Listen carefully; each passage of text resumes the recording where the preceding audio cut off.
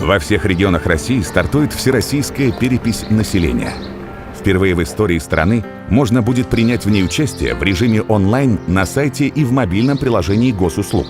После старта переписи для зарегистрированных пользователей госуслуг откроется возможность пройти перепись на портале. Вопросы на сайте госуслуг не будут отличаться от вопросов, которые будет задавать переписчик жителям, выбравшим традиционный способ пройти перепись.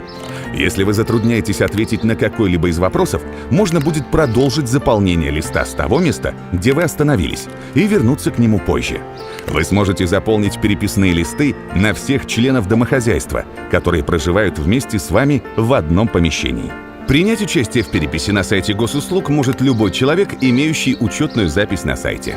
На заполнение переписных листов уйдет не более 15-20 минут. Каждый участник переписи населения на госуслугах получит код подтверждения, который нужно показать переписчику, чтобы не проходить перепись повторно. Bütün Rossiya xalq sanını alıb bulacaq. İcan isə qədətdə ol idaniga sanavçılar yeri negizində işlənə. Bu yıl internet kompüter aşağıda sanav mümkün bulacaq. Менә шул турыда Bütün Dünya Tatar Kongresi Başkarma Komiteti Reisi Урынбасары Илгиз Халиков сөйли. Дөрестән дә бүгенге көндә мондый мөмкинлек бар. Тарихта беренче тапкыр Россия күләмендә халык санын алу интернет аркылы узачак. Бу кагаз вариант белән параллель рәвештә барачак, әмма киләчәктә ул цифрлы формат дәвам итәчәк. Шуңа күрә бүгенге көндә төп үзенчәлек нәрсәдә? Һәр кеше, һәр гражданин, әгәр дә халык санын үтәргә тели икән интернет аркылы, ул беренче чиратта госуслуги порталына мөрәҗәгать итәргә тиеш. Әгәр дә сез интернет аркылы халык санын алуда катнашасыгыз килә икән, сез үзегезнең смартфоныгызга госуслуги кушымтасын йөкләтергә тиешсез. Һәм инде махсус шушы госуслуги порталында булдырылган җан исәп разделына мөрәҗәгать итәргә тиешсез. Анда үзенчәлекләр бар, сезгә ярдәмчел сораулар була, этәргеч сораулар була. Әгәр дә сез кыенсынсагыз, нидер дә булса, сорауга җавап бирергә. Ансында әйтеп үтәргә кирәк, ассызыклап, 24 сәгать тәүлек эчендә техподдержка эшли. Әгәр дә сезнең сорауларыгыз кала икән, сез шулай ук мөрәҗәгать итә аласыз. Билгеле булганча, халык сан алуда бер кеше барлык гаиләсен язып чыга ала.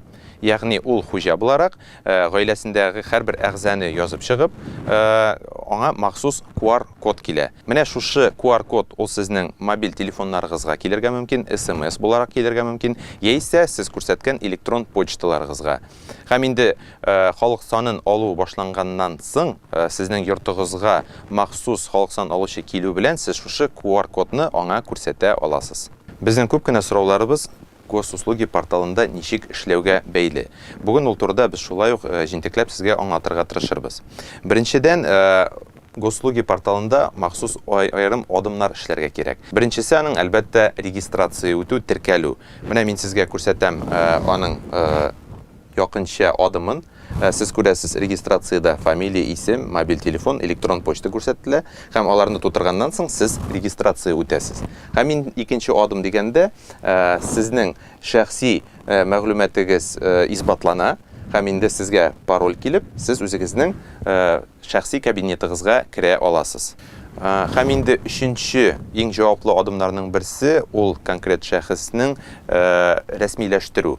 Аны эшләргә була шәхсән, яисә сез аны онлайн форматта, яисә иң якын булган почта хезмәт оешмасына бара аласыз.